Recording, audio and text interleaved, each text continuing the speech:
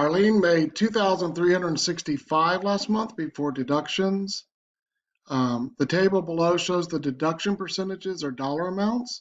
Actually, on the one on the retest, I didn't put the table in. I just told you that we're going to find Medicare, and I gave you the percent.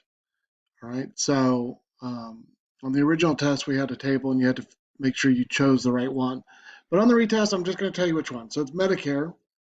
So all it is for the Medicare deduction, the formula is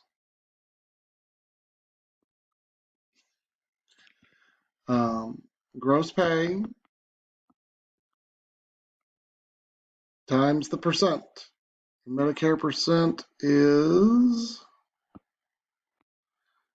1.35%. If you have a calculator that will type percent, you can just do that, but most of us don't, including Desmos.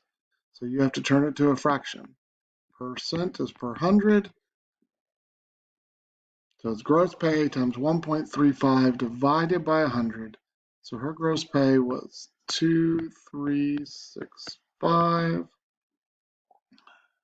times 1.35 divided by 100.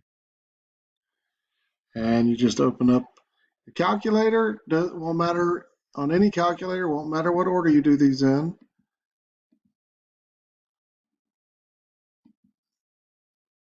So you do 2,365 times 1.35 divided by 100, because a percent is a per 100. It's fraction. So it'd be 3193. We're going to the nearest penny.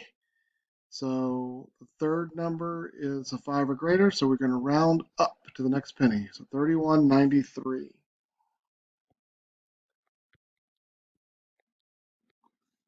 Watch this as many times as you need it. Take whatever notes will help you, and then try the one on the retest. The next question.